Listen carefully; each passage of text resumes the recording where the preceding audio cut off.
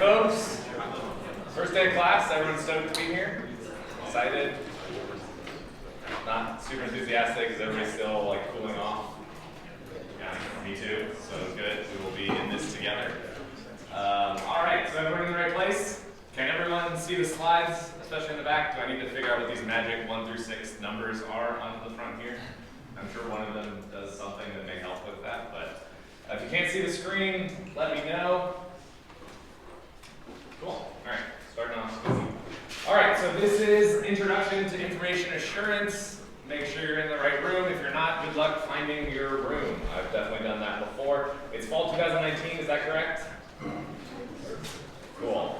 So before we jump into a little bit about today will be a little bit of getting to know each other, getting to know the course, and then we're going to jump right into material. So usually we will cover some stuff. So I am Adam Dupay. I'm a doctor. I did my PhD at UCSB. My history is I went to UCSB for their 4+1 program, and then I said I'm never coming back to academia. I'm going to go work in industry and make a boatload of money. So I got a job at Microsoft. I was there for a year, and I decided, man, I really miss doing research. I miss doing novel stuff that nobody's ever done before.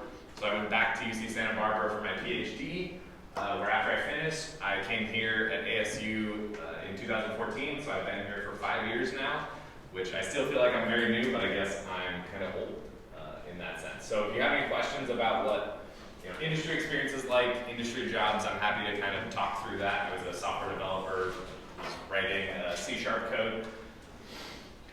While I was there, so how I got into security and why I'm here now as a security professor is I played what's known as capture the flag competitions with Shellfish. So as we'll see throughout some slides, capture the flag is like a really awesome, we call it ethical hacking competition. So you compete against other teams to see who can break software either the fastest or the most or all kinds of cool stuff.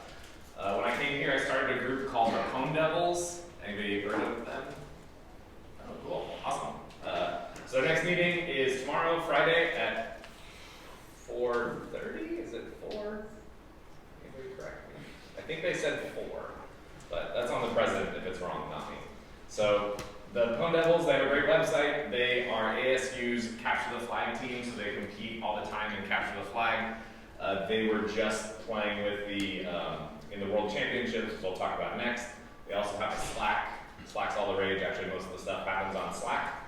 So I'll briefly show you their website, so you can go check it out. That's how many students we have in the class. Great. So Pwn Devils, none of this is actually very much updated, but the important thing here is the link to the Slack. So join the Slack, come hang out, talk security stuff if you're interested, and keep it in mind as we go about the semester and as hopefully your interest grows in the topic. Cool. Any questions about me? I guess I'll talk a little bit about what I do here at ASU. Oh, please. Yep. To say, it says you played CTF with Shellfish. Yep. Who or what is Shellfish? Good call. Good question. So Shellfish is UCSB's Capture the Flag team. Okay. So they have won the Olympics of Capture the Flag, which is DEFCON Capture the Flag. They won in 2006 before I joined. So I was a part of that.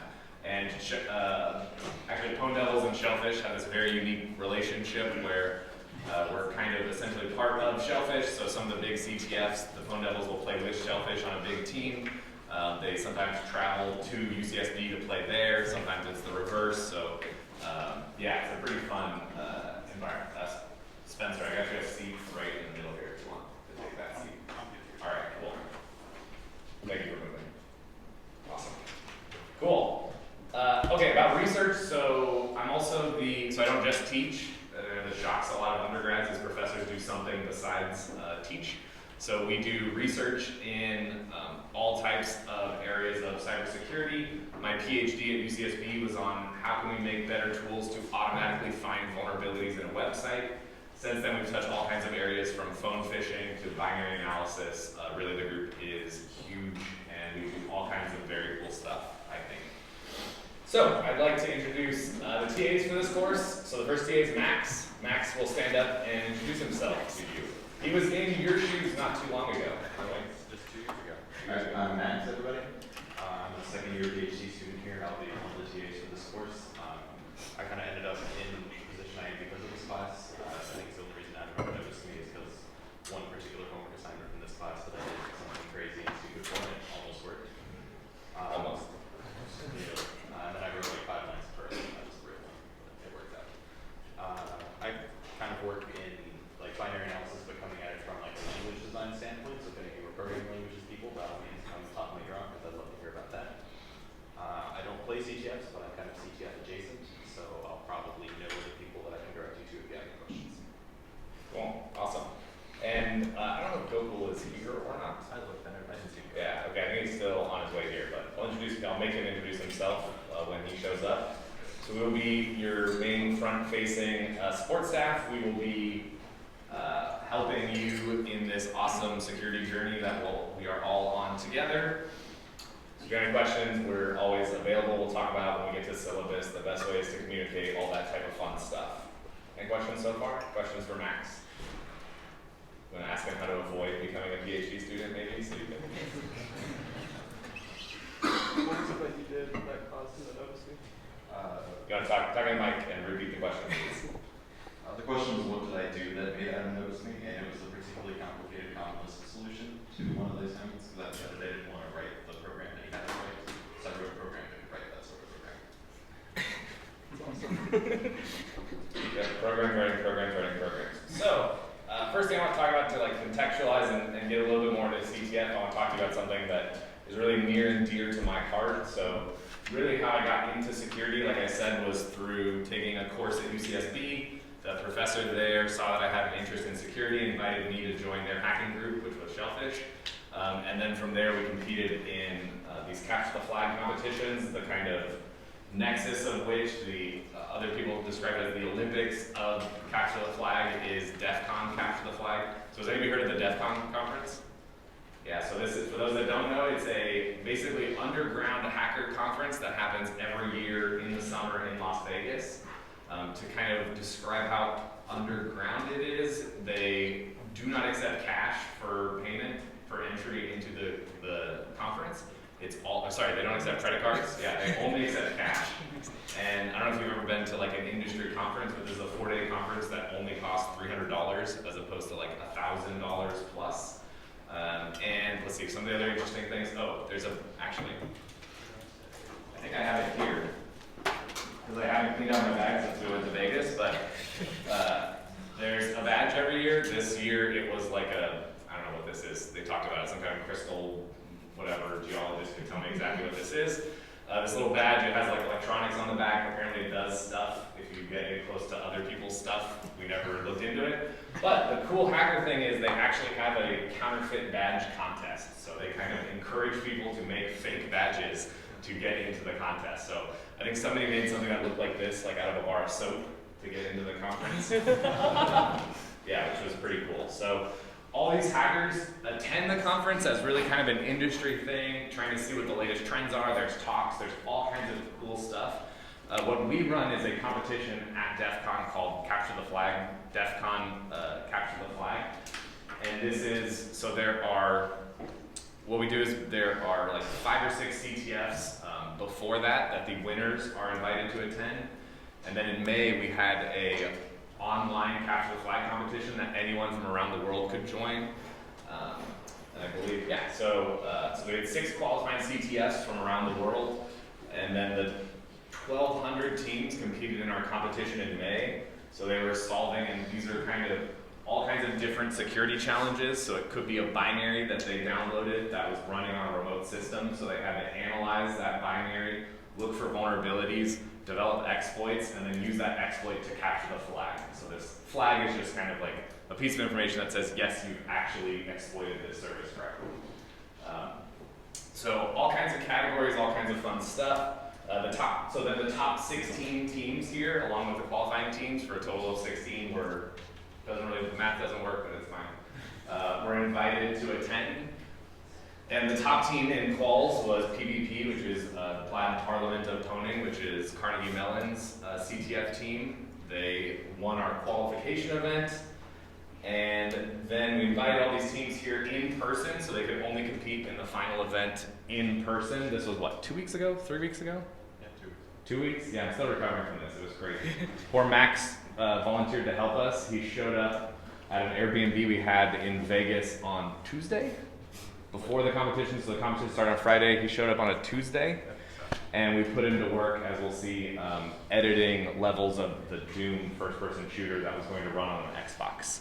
Which led to a 40-hour all-nighter. Yes, to get it done. So, yeah, so what we did is the 16 teams were physically in the room, so we're organizing the game. I don't have a picture of the hardware, but we had a server rack that had about $100,000 worth of servers in it to run the game infrastructure. Because the way these competitions work is essentially you can think of, we as organizers write custom software, so custom services. That's something that they've never, like a binary or a program that they haven't seen before. And then each of them, so each of the 16 teams is running a virtual machine, or you can think of it as a server, that's running identical copies of the custom software we wrote. So they have to, in this type of capture the flag, which is called attack defense, they have to analyze the binaries, find vulnerabilities, write exploits, and then the important thing is patch their binaries so that other people can't exploit them. And it's all going on, so they're launching attacks at each other. They have traffic analysis that looks at the traffic that's going to their machine so they can identify maybe an attack and actually throw it at another team without even knowing what the heck is going on. So there's a lot of prep work that goes into this. We spread these 16 teams throughout the room. I think Max is actually too busy with Doom to help us lay the cables. Is that right? Or you did? I lay cables. You did lay cables, yes. So we had to lay, I don't know if you can see anything, yeah. So special cable, Ethernet cable to each of the teams. We've consulted with the fire marshal multiple times. These we take 3 times, 1 in the middle and 1 on each side. Otherwise the fire marshal gets unhappy, and if the fire marshal's unhappy, he shuts down your event. So always good to keep the fire marshal happy. This is kind of a video I think I took. I have no idea if this will work. Hopefully there's no audio, but I'm just panning around so you can kind of see the craziness. So it's a long, narrow space, 16 teams. We had projectors playing with the scores and music and all kinds of stuff. We had some animations going in the background. And then here on the end, kind of a little bit above everyone, was us organizing the game and trying to run everything. So, no, that's not what I want. Cool thing that we did is what Max was talking about and what Max was involved in on Saturday morning. So after a full day of hacking on Friday, on Saturday the team showed up. We gave each team captain an original Xbox that we had soft modded to download a game client from our server when they connected it to their network. That game client was running a modified version of Doom, which is, what year did Doom come out in? 92? 91? It was one of the first first-person shooters, if you're not aware. And so the idea was they could intercept that game client and then modify it so that they could do essentially like game hacks. So there was a bug we put in where if you walked slower than normal, you could walk through walls. And so they're playing like a literal capture the flag in here where Max actually modded the levels to create flag locations that they had to stand on for points. But they could hack into the game to make them do better. So they earned points in the game through playing this game. So for about 10 hours, these teams were like playing Doom at their tables. It was a lot of fun. So some of the things we had the teams do. So this is kind of when you think of like what is the kind of pinnacle of capture the flags, what things are we testing? We had them hack iOS apps, which is I think one of the first times we had that. So it was by a chat app similar to Telegram. I don't know if anybody uses that, or Signal. So there was a vulnerability in each of the apps that they could use by sending messages and all this crazy stuff. They hacked deep learning models. Is anybody interested in AI and machine learning? Only some. I don't believe this at all. AI is like the new hotness. I thought everybody, I'm surprised there's so many security people. Must be because this class is required. So what they had to do is we trained a deep learning classifier, so a neural network, on a flag, and then we gave essentially each of the teams the model, and they had to reverse engineer what was the flag from the model, so from the weights on the neural network, kind of working backwards to figure out what was it trained on. And then they could do things like retrain it and then upload it to us as a patch. So it was kind of a crazy idea that explored this area of adversarial machine learning. So what kind of things do neural networks leak? How can we kind of attack neural networks? All those kind of fun stuff. Cool thing that I did, has anybody ever heard about a Lisp machine before this moment?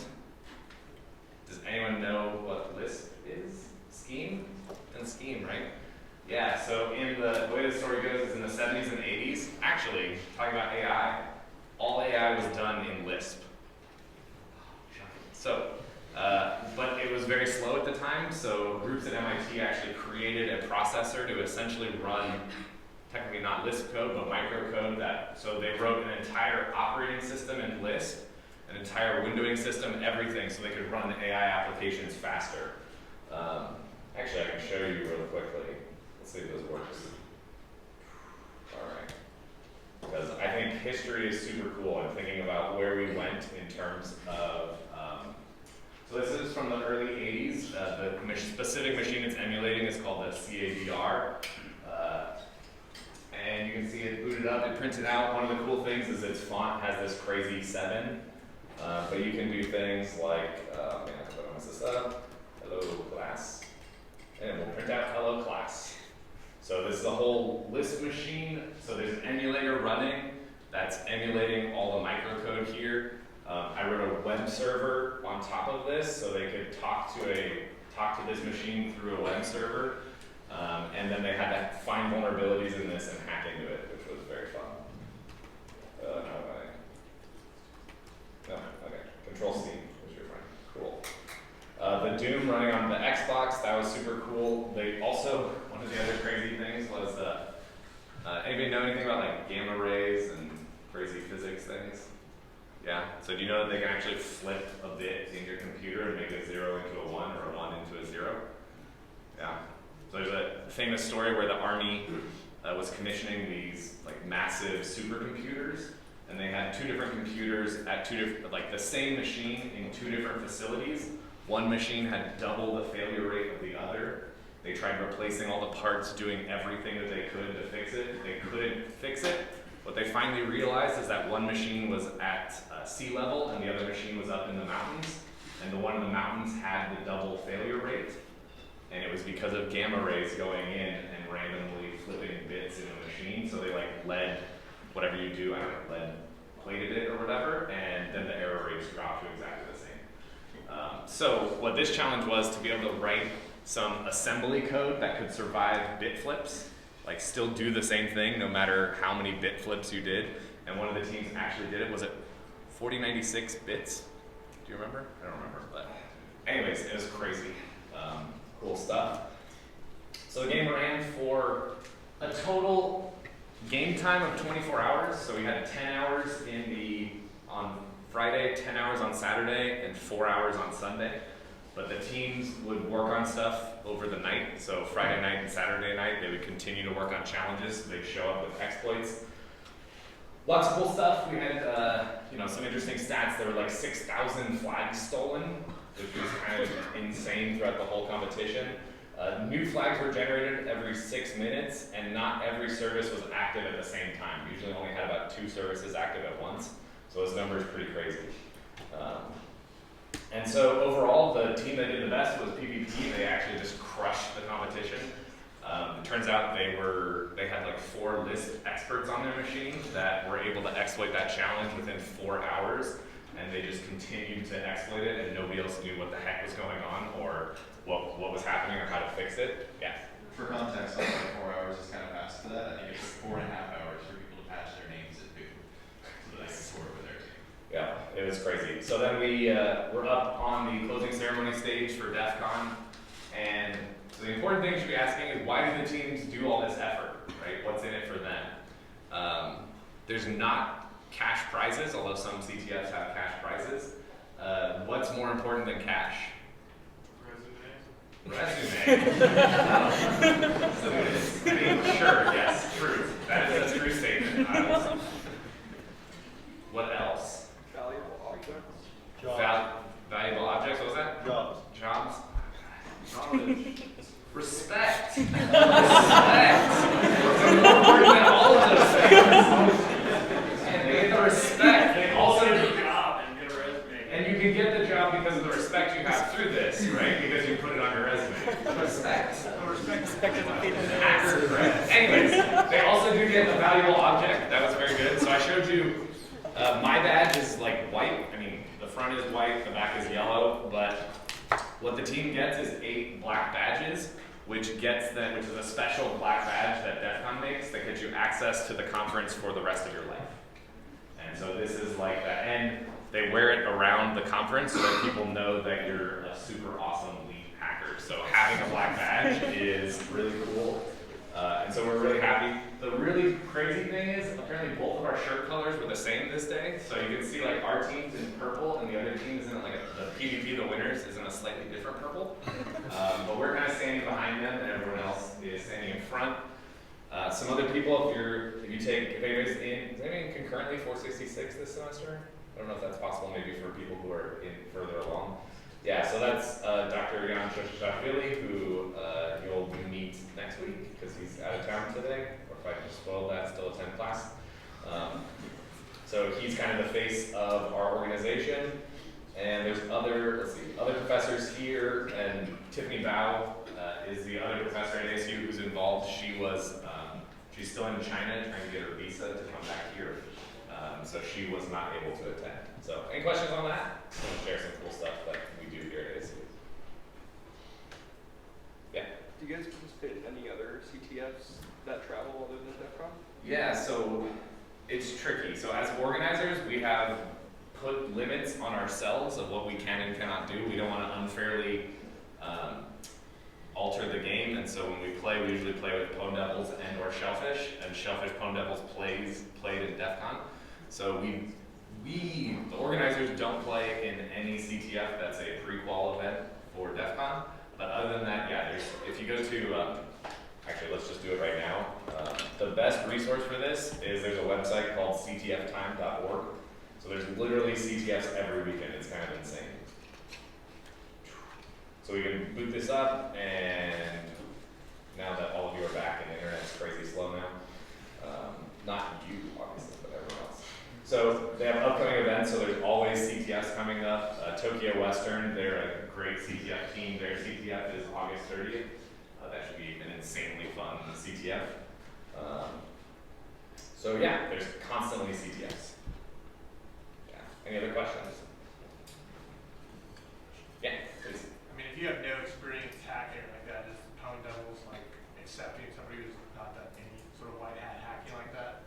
Yeah, so the Pwn Devils is always looking for new membership, right? Like everyone always starts as a person who knows nothing, right? Like nobody comes in and just like, magically I type keys and things work, right? Like it takes a lot of work and effort. So the Pwn Devils is always looking for new people who want to put in that effort to learn things. So they'll kind of help guide people on their path. And they have weekly meetings to kind of increase their skills and work on things, and especially, but it's really like competing in these CTFs is super important, and that's how you build your skills. Yeah.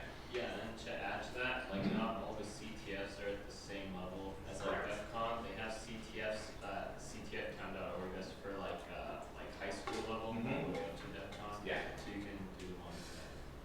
Yeah, it's a great way. And then there's all the patch challenges are kind of available. So security is one of those areas where there's tons of resources available to you. So you should avail yourself of them and learn, study. A lot of it really does benefit from like self-directed learning, basically. Any other questions?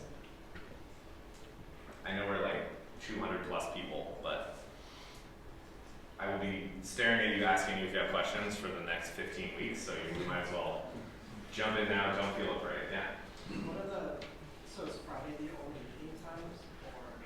Great question. I think they're meeting twice a week, but I'm not 100% certain, so. Tuesday, but I don't know what time. Yes. Join the Slack. Everything will be announced as things get. It's the beginning of the semester, so things kind of get a little crazy. And we have a great group running it, so I'm tangentially involved, so that's the other thing that's awesome. Cool. All right. Stuff about security at ASU. So why are you in this class? You can be honest. To graduate. It's required. Why is it required? Yeah, all the way back. Because security is a big deal. Security is a big deal. I mean, why? Is it a big deal? Do you agree with that? Or is that just how I forced you all into this class? Yeah. Do you read the news? Do you read the news? I guess that's a good question. I don't know. Or Twitter or Instagram or... Am I showing my age? Should I say Snapchat, MySpace? All right. Yeah, so security, right? So there's constantly, what's the latest data breach or security incident that you've heard about? What's that? WhatsApp? What happened with WhatsApp? Oh, I don't know. Yeah. Well, I know Equifax was a big one. The social security number. Equifax was insane. Like I don't even remember how many millions of people were. It was like half of the U.S. population. Yeah, insane. Yeah, there's a hand here. Say it again. Citibank. Yeah, it was a crazy recent one. There's been J.P. Morgan Chase has been hacked, and so really, and the way I think of it as, in the best case scenario, every one of you is going to go out there and get awesome software development or software adjacent jobs, right, using your computer science degree. And so it's really important that you are aware and have a security mindset. So that's what we're here to try to help you do, is even if you don't go into security directly, even if you're not, hacking on stuff or being a pen tester or anything, just having that awareness of, oh, maybe there's, maybe we should be looking about how we're storing passwords in our database. Like, is this actually the right way to do this? And so then you can actually feel you know enough to find other people and say, hey, we really need to think about this in security. Is there any, maybe this is an interesting question, does anybody think that they will graduate and develop some code, write some software, some system that does not have a security impact? I'm happy to have that discussion or think about that.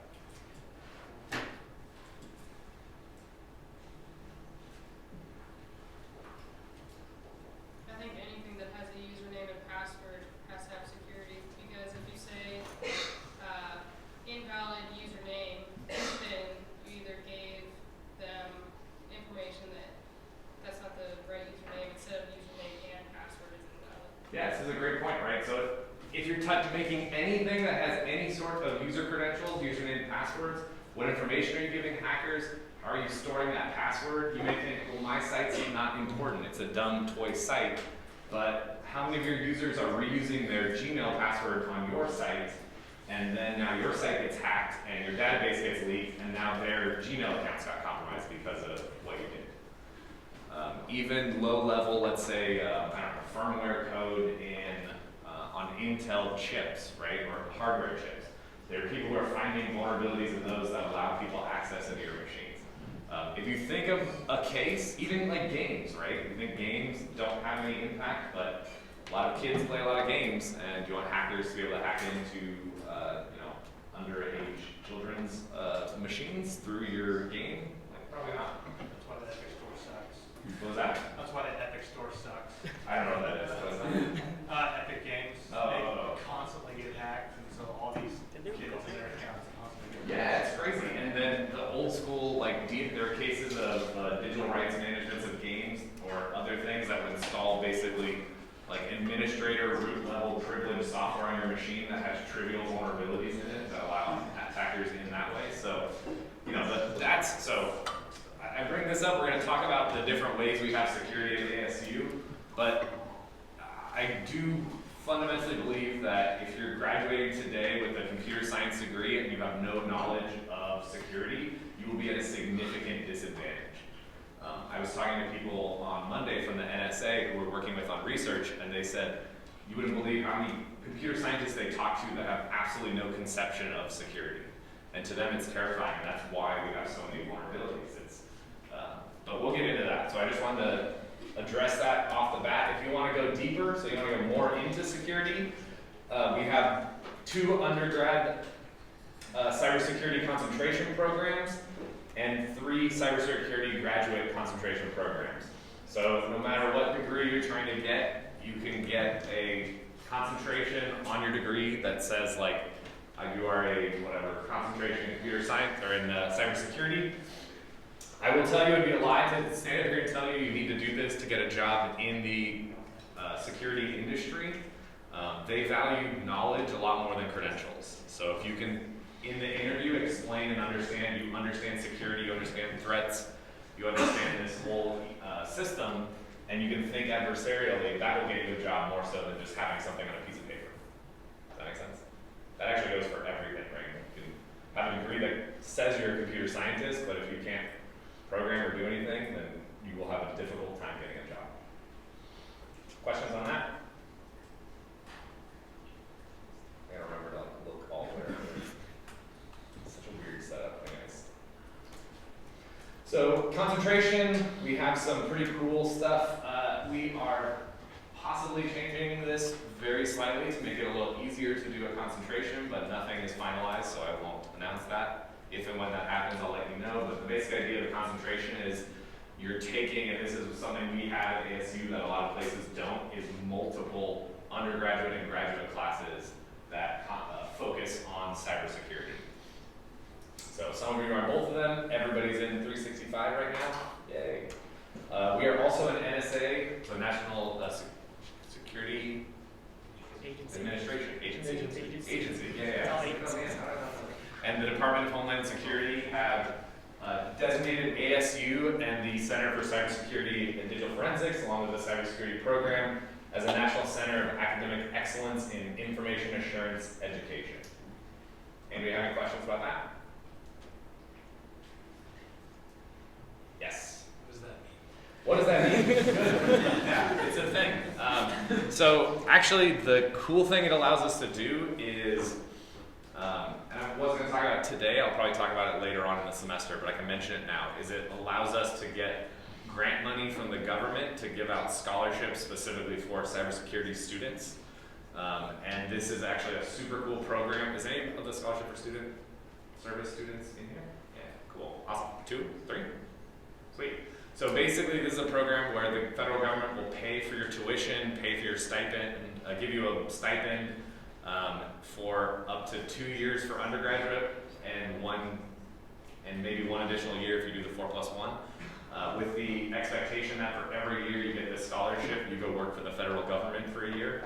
So this is like an insanely good deal. You get your school paid for. You can go work at, and we've placed students at 3-letter agencies like the NSA and the CIA, where you get security clearance, you do work for the government for however long your degree was, and then you can decide to stay there, or you go into the private sector and make a ton of money with now your expertise, your experience, and that sweet clearance.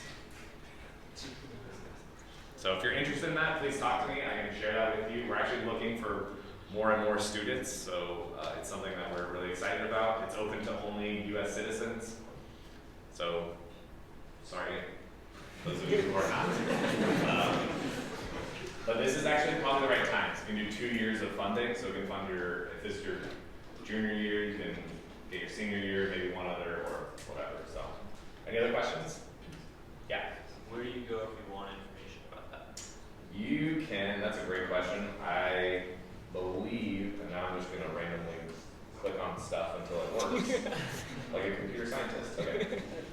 So I think our center, if you do cdf.asu.edu, yeah, look at that. We have a, we'll not look at this video, but we'll look at the scholarship.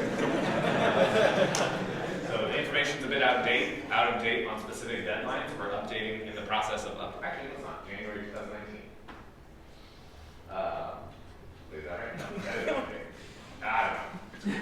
But all the information is here. You can talk to me, or you can Steve Yao, Dr. Steve Yao is administering this program, so I will connect you his way. Be persistent when you're emailing about this stuff. We get a ton of emails, so if you're interested in this, we're super happy to have you. So I honestly think it's a great program. It's a great way to help folks. Any other questions? That's a good question. All right, now the super fun part of every class that you're going to be in today, syllabus time. So why do we do this? So we have an equal understanding of what's expected. Yeah, so you can't claim that we didn't do it, is basically the big reason, right? So this is kind of setting expectations for the course. If you have questions, we can talk about it now. Yeah. Are all this stuff online? Yeah, all stuff's on my website. I linked to the syllabus through my ASU or whatever. I did that a couple days ago, so I think there should be a link there to this website, but I actually have no idea how that looks on your end, so I don't know. Yeah? I haven't been able to see anything like that. Okay, cool. Well, yeah, you will find it. You're all smart people. I think you type in my name, FSE 365,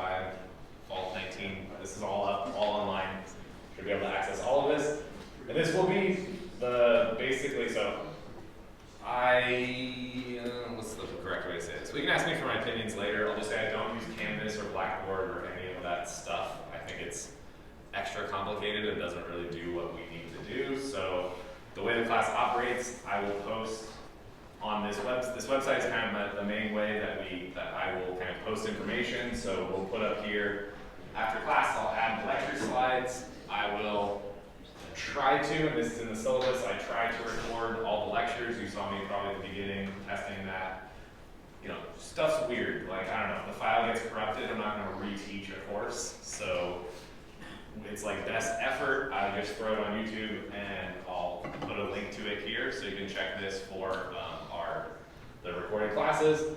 The goal is so that there's, well, currently 199 of you enrolled in this course. So if you're out of town or whatever, you can't make it, you don't want to make it, I honestly don't care. Like, come, don't come, you are paying for this course. So your attendance is not really my problem, it's your problem. So, and if you end up missing, but I don't record the lecture, that's just tough, that's life. So, I think we're already getting kind of into the syllabus. We're gonna set office hours like today, they'll start next week, so it'll be clear. We'll have a schedule where it'll be office hours, probably I think at least one a day, so that, and we'll try to vary it. The important thing with office hours are if you cannot, if there's no office hours that you can ever make because of work schedules or class schedules, let us know and we can maybe try to shift, or we're always happy to meet at any point. The one thing I do use that I found very helpful is Piazza. Anybody used this before? Yeah, what do you think of it? Yeah. Just as good as Canvas. Wow, that's real faint praise. Yeah. It's super useful, but their website really sucks. Yeah, I mean, I only use it, I will say, yeah, I only use it for the Q&A, for discussion. So actually, to tell you the truth, I used to use a Google group. It's pretty old school, just web page and a Google group so that we can all help each other. And then it turns out that Google Groups do not do any authentication on emails.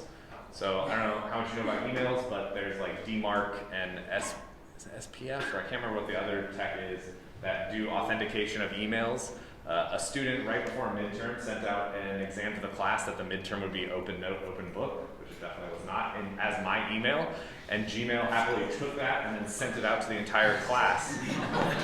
Even though that initial one failed all those crypto checks. So I actually yelled at some of my friends who worked at Google. Why does this work this way? It's so terrible. But anyway, so then the next year I switched to Piazza. So I think the things that are really nice are that you can ask questions anonymously. You can also direct your questions just to us. So we'll basically just use the discussion features here, which I'll talk about in a second of why that's so important. The description of this stuff, we're going to talk about cybersecurity, information assurance. We'll talk about kind of what the difference is there. Yeah, questions? Sorry.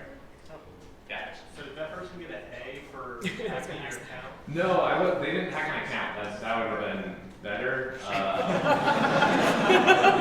That person, I mean, I looked through the email, the headers and everything, and they use some free email spoofing service in Russia or China or something. So there actually is not enough information in the email to be able to track it necessarily back to them. So it was a bummer and made me completely rechange how I teach classes, but whatever we can do. I have got other students for other stuff, which I'll maybe tell stories later. As far as cybersecurity, is this going to be more like crypto or binary? This is an everything class. So this is why this is a 300 level class, and B, it's required now for all of the 400 level cybersecurity courses, because we're going to lay the groundwork. So this is like, in this description, we will literally cover almost every topic you can think of in cybersecurity.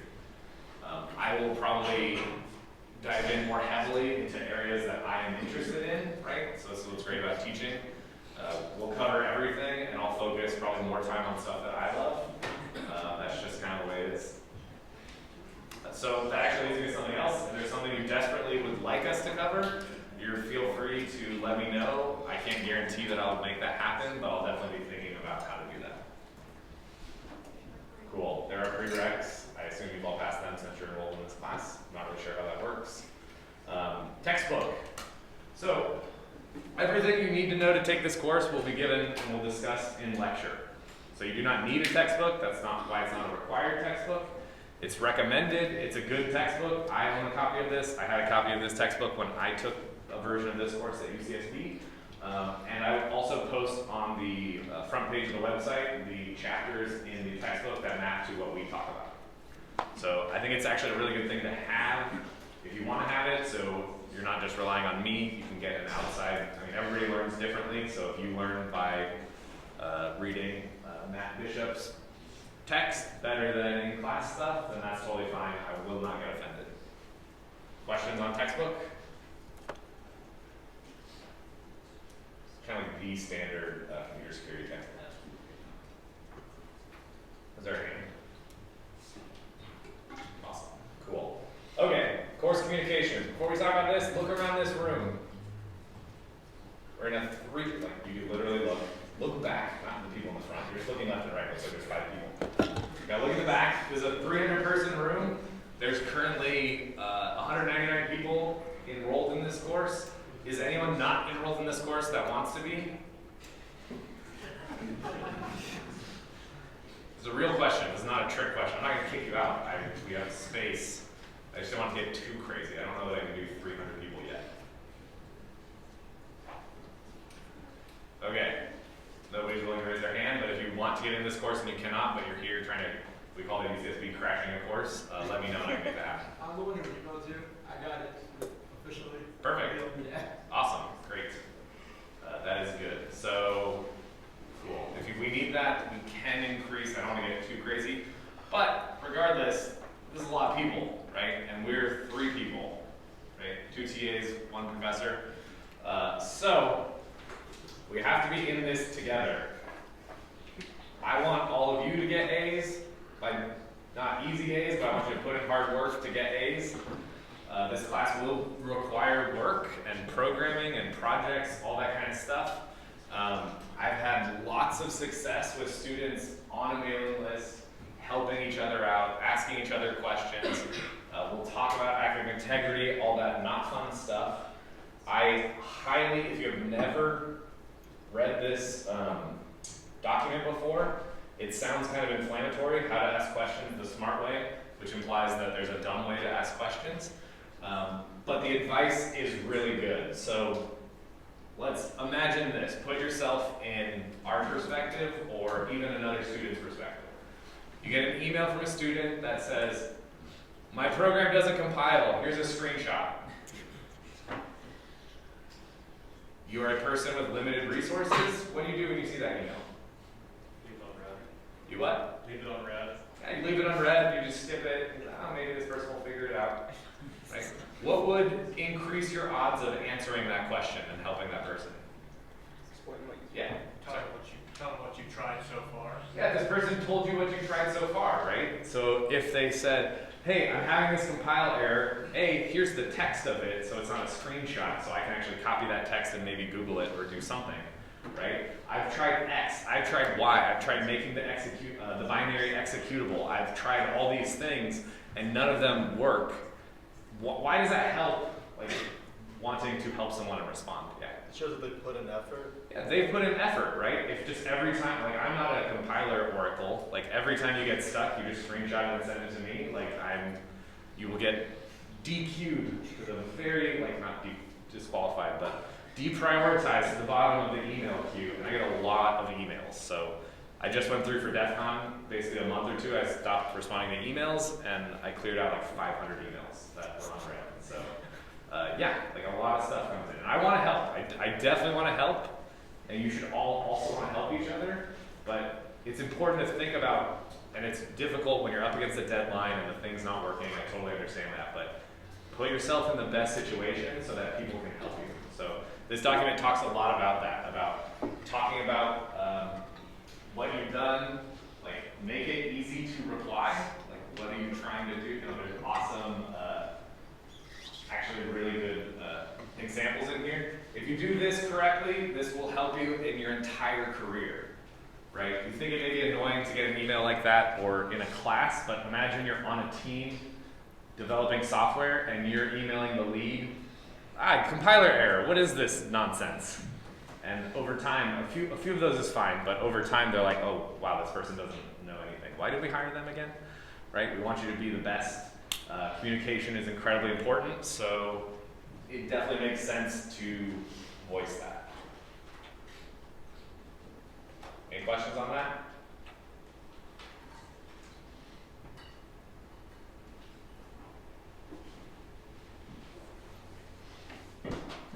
Cool.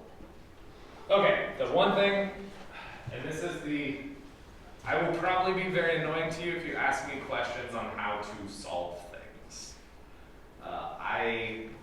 I've done this a lot. I usually know exactly what the problem is unless you are writing a list compiler that compiles and generates a program that solves the problem. On that point, you're kind of on your own, but I usually know what the problem is, but I will not tell you what it is right away. Why? I want you to figure it out yourself, but not necessarily on your own time. I don't want to give you the answer. I want to guide you to how to think about how to solve the answer, right? And find that answer. Because obviously if you knew the answer, you wouldn't be coming to me or the TAs, right? You've clearly, there's something that's not clicking, something that's stuck, some crazy bug that you can't figure out. We've all been there, right? Machines, computers are horrible. They barely work, and we are the ones, magicians, who are supposed to try to make it all work, right? And so it can be very frustrating. So at the same time, I will ask you what you've tried, and I may have in my mind, oh, what about this? Or what about how does string compare work? And what are you doing with the return value there to try to get you to think about what's wrong with the code? So it's not to blow you off, or it's not, and I know students get frustrated, I understand, but it's helping guide you to the correct answer to solve your problem, but to how to think about that problem so you can solve the next problem in the future. Does that make sense?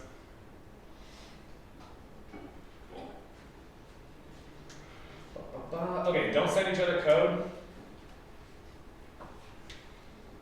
We'll talk about that in a second, but that's the one thing, like drawing a line on the piazza, I'll be like, hey, this is the code I wrote that totally works and solves that problem, right? I mean, do the same thing, take the same approach. You can help guide people. You can say, oh, I saw that same error. This is probably the problem, like X, Y, and Z at a high level. Sharing code is where we cross the line. If you ever have a question about it, you can send us a private post on Piazza or send us an email. Yes? Can you ask others, like other people in this class, for help on your code or not at all? Let's pin it. We'll get to it in a second. I promise. Okay, cool. Another thing is part of scaling. So this has already been happening. I've been getting emails about this class. I know there's 200 of you. It's totally reasonable. The only request I have is because my email volume is insane. If I have a dedicated channel for your questions, Piazza is very good for that. So that's why we kind of have this Piazza. I get emails on those. The TAs check it, I check it. They can alert me if I need to go to something immediately. You can do a private post that just posts to us. If you have something super sensitive that you just want to email me about, please do that. I'm not saying don't email me. I'm just saying in terms of effective communication, email is not always the best way. Does that make sense? I want to make sure we talk about that now. Cool. The other thing when dealing with scaling education, if you email us directly, which happens, right? Of course, if it's sensitive, personal, private, we reply back to you, we figure out how to do that, we'll get your thing taken care of. If it's something that we think that the entire class would be useful to understand that, right? So you have a question about something, I don't know, I'm gonna come up with a wrong example, but what was the correct answer to midterm 1, problem 3, right? If you email that to us and we just email it back to you, you're the only person who benefits from that answer. So what we'll do is we'll take your post and probably make a Piazza reply, Piazza post, and then put our reply, and then link you to that post. We will probably also, we can also redact your name, which we've definitely done in the past. So we just take the content, reply, so nobody knows it was you who asked that question. It's totally fine. This just helps everything. Does that make sense? If you tell us you're sick or whatever, we're obviously not going to do that on the thing, right? So I've done this successfully now for like 5 years, so I haven't had any problems with this. It's just really helpful because they always say, right, when you ask a question and somebody else has that exact same question, it's definitely true with these kinds of things. So we're trying to help each other. All right. Like I mentioned, we're going to cover everything. I mean, pretty much everything. We're going to start with the basics. We're going to give you the vocabulary to talk about security. How do we think about security? We're going to talk about one of the cornerstones, access control. We'll touch on cryptography, authentication, network security, web security, system security, including binary analysis, policy and management, risk assessment, and risk management. These are actually incredibly important, but even though we're a technical course, is security purely a technical concept? No.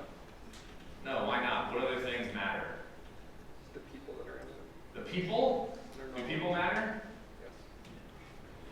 No, people don't matter. It's not somebody who matters. You think I don't see? I can see all the way back there. Well, it's very far. Right? Why do people matter? Yeah. Well, like the psychology of like social engineering and stuff like that. Yeah, so you can have the best security in the world. Your users log in with username and password. All it takes is one employee with high-level access to click on a link to see a phishing page, to put in their username and password, and now an attacker is inside your system acting as that user. Right? So we need to be thinking holistically about users. Yeah. Oh, yes. And if you find like a bug bounty or something, you have to have the soft skills to be able to communicate what the problem is. Yes, so this is actually a good thing that permeates all of computer science, not just, this is actually something that shocked me when I started at Microsoft. I spent about, I don't know, only half my time coding during the week. Like the other half was in meetings deciding what we wanted to do. It was triaging bug reports. It was emailing my colleagues and like discussing things, right? Like nobody codes in isolation. You need to be able to talk with other people. Did you have something?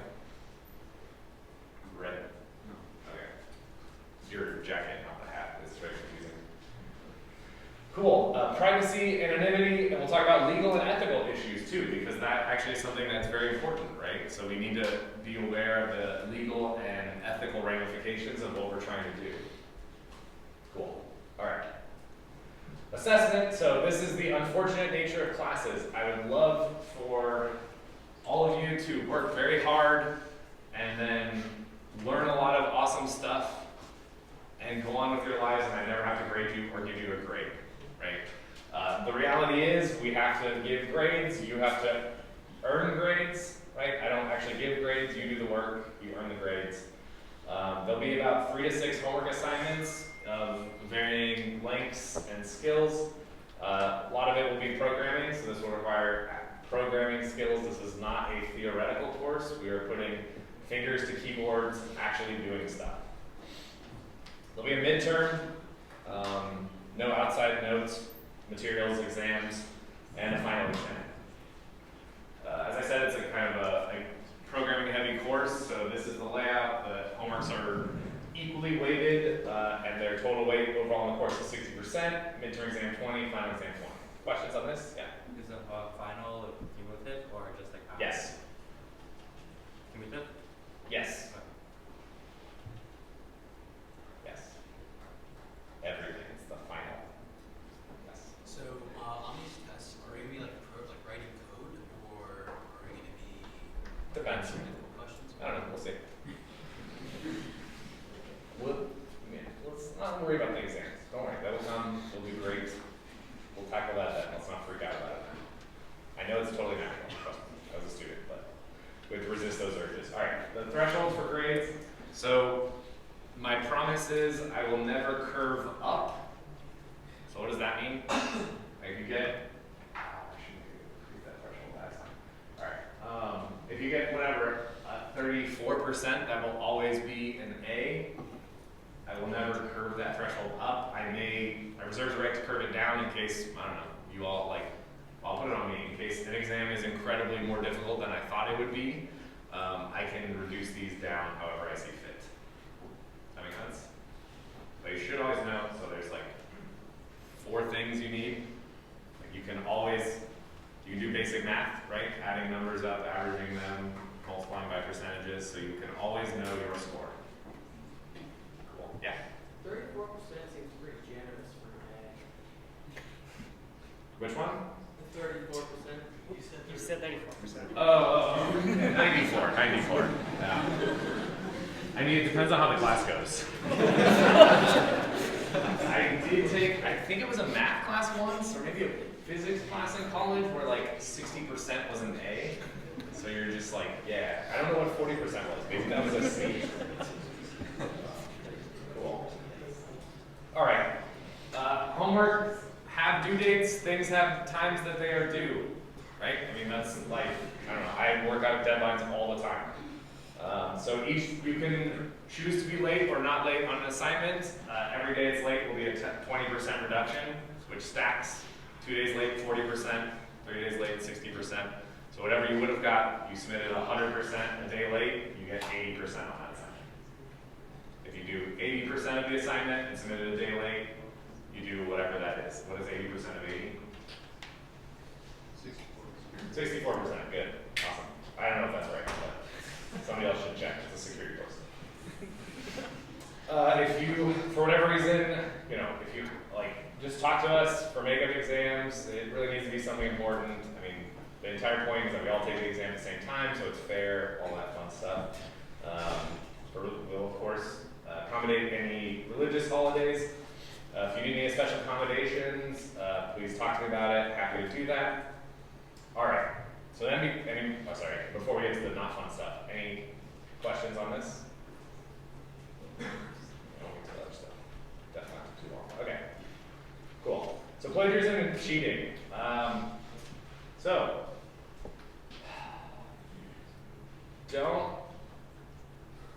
Don't be an ethical person. Don't submit somebody else's code as your own. I think that's really kind of what it comes down to. The reason why I'm actually particularly kind of harsh on this, so over the 5 years I've issued 27 academic integrity policy violations. So will also say I've also submitted a policy violation for every case I've encountered. So if you come to me, and I've had students cry in my office about how this is going to ruin their career and they're going to get sent home, whatever, it sucks, I understand it, but I need to do and report this because it's not fair to the rest of the students in the class. So I've seen students who work insanely hard on projects, I don't know, whatever they claim, and I know because they're in my office hours every week, every office hour, they work 40, 50, 60, 70 hours on a project, and they get a C, and another student cheats off another student, takes their code, and gets an A, right? That's not fair. So, I understand you're sometimes up against the wall. Don't do it. Resist the urge. Just take a C. Failure is okay. You can totally fail this class. Take it later. It's not going to ruin your life. I promise. And I will say most of the stuff I'm talking about, I've taught 340. Maybe take that yet? Going to take it? Yeah, it's a hard class. 20 or 30 how to withdraw or fail rate. So either 20 or 30% where we started, withdrew from the class, or failed the course. It's fine. You take it again, no problem. So don't let that be the excuse of, oh, I couldn't fail, right? Failure is fine. Doing stuff unethically. Of course, I understand. I write code. You know what I do a lot? I Google for how to do things, and I find something on Stack Overflow, and I say, how do I do this in Python? And I go, hey, that does exactly what I want, and I copy that into my code. So I understand that. That's part of, honestly, the culture and reality. You can do that, but you better, just like a paper, cite where that came from, right? Just put a comment right above that code. It says, hey, I got this from here. Of course, you need to use your judgment. If you Google for how do I solve assignment 1 of CSE 365 and then you copy paste whatever you find there into your thing, and you're like, well, would I put a comment? I could be like, great, but you didn't write any code. You didn't do anything, so you get a 0. So, use your judgment. If you have any questions, ask me. So then, talking about academic integrity violations. So, sharing code with fellow students. So where it becomes a really big problem is when your code ends up the same, right? Just like writing a book, just like writing a paper in an English class, if your stuff is the same, if your paragraphs are the same, you copied that paragraph, that did not come from you. So answer the question, this is kind of where the line is drawn. Work together, that's fine. Talk at a high level, try to keep specific, use your best judgment. If your code ends up the same, I will drop the hammer. I don't want to, so don't make me do that. So other things, these are examples that I've literally seen. So do not do this, but this is not an exhaustive list. I'm not saying this is all the different ways that you can violate the academic integrity policy. Sharing code with a fellow student, collaborating on code with a fellow student. So people say, oh, but we work together in the lab. And well, but 90% of your code is exactly identical. Like that does not happen by accident. Yeah. What's the difference between helping another fellow student and collaborating on code? Collaborating like directly on code with a student, right? So if you're, use your judgment, right? Are you doing the assignment for them, or are you helping them solve a problem? And if it's something you wouldn't want to put on the mailing list, on the piazza, that you're doing this, don't do that. That's a good. Imagine everything you're doing in this is public and we all see that. Will other students be outraged at what you're doing? That's probably a good indicator that you should not do that. Other examples, this has been, submitting another student's code as your own. I need to fix this. Submitting a prior student's code as your own. Another thing that I had happen is a student posted their code on a public GitHub, and then the next day after it was due, other students found it and then copied it and submitted it as their own for 80% instead of 100%. And so we had a real problem detangling. It's, keeping your code secure is up to you. This is a security course, right? You can just all get on, what is it? Does anybody use ASU General? Yeah, right, it's a shared system. So we will actually be using shared Unix systems like that.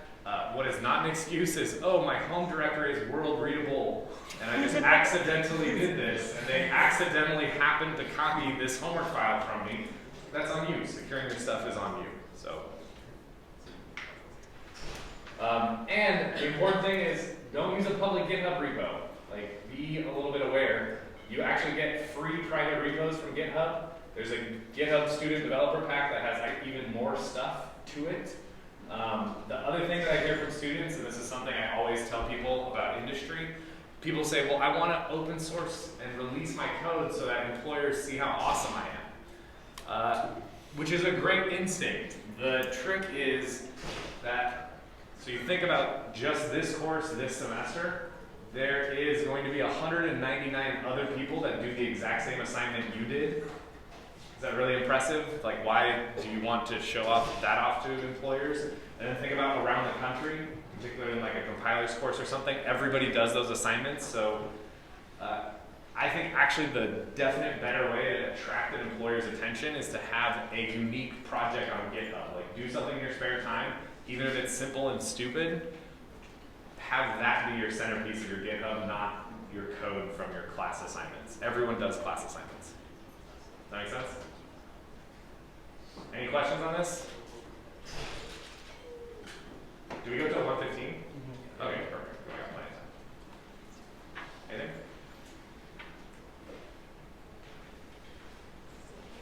Did I scare you enough? Or? Yeah. Do you have any like group projects or like final project? No. I don't think so. Cool. All right. Let's see. Any other thing? Oh, the other thing. Okay, so all of this assumes, I probably should have started with this. I usually do. I sometimes forget.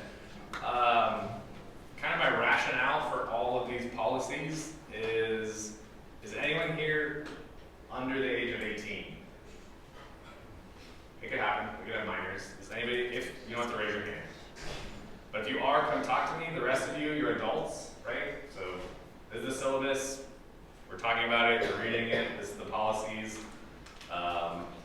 You're adults. Like, assignments are due when they're due. Exams are on the days they're on. Come to a class, don't come to a class. I don't know. I treat you like adults. I'm not going to baby you unless everybody wants that. But they probably only accept maybe 5 or 10 a semester because they so yeah. Treat each other with respect. I think we'll do good. Yeah. This is going back a bit. Someone else asked, like, if you don't know anything about CTS, can you join point levels? Say it again. If you don't know anything about CTS, can you join point levels? Does this class prepare you at all for CTS, or is that completely different? Yes. So we will be, especially binary analysis, web security, network security. We're going to talk about all the aspects so that you won't be able to. You're not going to be amazing, but we're going to be definitely developing those skills. We'll be doing some of the homework assignments will be hands-on security skills. We go break things just like a CTF, which should be fun. It's supposed to be fun. Everything's supposed to be fun. Okay. Cool. We got time. All right, we're going to roll on to the next lecture.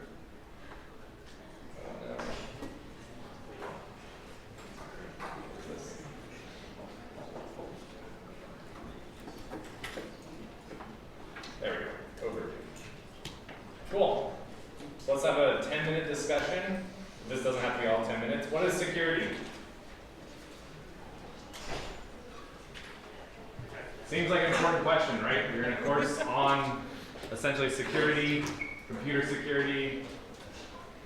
What does that mean? Let me go to the back, sorry. Yeah. Gotta yell, sorry. Keeping people out of places or stopping them from doing things that they aren't supposed to do or places they're supposed to be. Okay, good. So those are some interesting things there, right? Keeping people out of places, stopping them from doing things I think you said they shouldn't do or you're not allowed to do. So it's important to kind of remember, is context important? So if I, before the start of the class, locked all the doors before anyone came in, that would be like letting you like not come in this room, right? Is that security that I'm doing that? Depends on the purpose I'm doing it for. What would be a security purpose? If you're afraid one of us is going to attack you. I'm afraid one of you is going to attack me. I'm also denying, like, you should, as a student, right? You have the right to be in this room. You're taking this class, right? So, yeah. So it's important to context is always important, which I think got to your other points of like where you're not supposed to be necessarily. Yeah. Is it like a system that's supposed to protect people?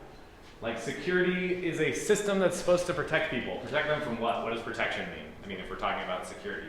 Anything that would do them harm or... Okay. Anything that would do them harm? Any other thoughts? A means of protecting assets from like unauthorized like forces or people. Okay, so we have a lot of concepts. So a means of protecting assets. What could be an asset? Your code, Your code, yourself, yourself, your information from unwanted access to the hand over here. Yeah. Yeah, preventing unwanted parties from accessing information through methodology or methods. Cool. So using either methodologies or methods, what's the difference? Having multiple methodologies. I'm just trying to dig. No, it's fine. You don't have to have all, this is the first day. You don't have to have all the answers. We're just having a discussion. It's fine. Yeah, so multiple methods or methodologies to try to prevent unwanted parties from accessing. Yeah, so these are, you know, and then, so, okay, so security kind of has this implicit notion of safety, right? We talked about that. What types of safety, like what things do we care about keeping safe? Money. What was that? Money. Money? So like fiscal stuff? Maybe over here. Yeah, back. Just data. Data? Yeah, at the end of the day, it's all some form of data that you're trying to keep. Data safe? Guess on that. I was gonna say personal data. Personal data, which could be different, right? It could be, I mean, you think about the data on your phone, would you be super stoked to give one of your fellow students access to your phone with all of your pictures and emails and stuff? Hopefully no. Okay, yeah. Weapons? Like Weapons? weapons that might be connected to like a satellite or something like that? Yeah, so you could have, think about physical safety, I think, which is kind of getting to that. So there's actually, think about safety, there's different components. So we think about maybe, in some sense, maybe like electronic or data security, right? Which is really just bits, ones and zeros, or it could be maybe pages. It could be printed out, actual physical data. There's also like a physical component, yeah. Anything with an inherent value. Anything with an inherent value, to who?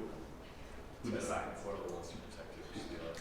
There we go. I think it's actually more important if whoever wants to steal it, right? Because as long as somebody thinks there's value from it, and I guess as a defensive perspective, if somebody will gain value from stealing, or you will lose value if you lose this thing, then yeah, that's an important thing to think about. Yeah? Information integrity. Information integrity, so making sure that the information is what we thought it was, right? So you think about, do you care about the integrity of your bank account? Yeah, it kind of depends on which direction it goes in, right? If it's going down, it better be because you spent some money, and you authorized the money being spent, not because somebody hacked in and just changed, you know, your $1 million bank account to $1,000. Yeah, so all of these have, and this is actually a super key thing. It was really funny. I think one of the first times I taught this course, we covered this concept, and I had a student in the class who actually I met in DEFCON. He stopped by, but he told me that like a couple weeks into the class, he was looking at internships, and these are like the things they talk about, and the questions they bring up. So really key, and this is kind of synthesizing everything that we've talked about, right, of different aspects of security.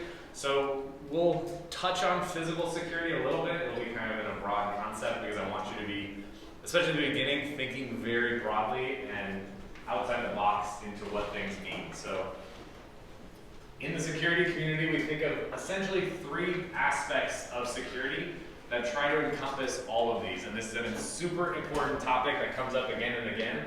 I kind of refer to it as the CIA triad, so it's really easy to remember, like the CIA. One is keeping secret things secret, right? So confidentiality, right? There's information, like actually I'm legally obligated to keep your grades secret, right? So there are legal obligations, and so to comply with that, we do things like all these laptops are encrypted. So if I lose this laptop, you won't be able to read the hard drive and look at other people's student data and student records.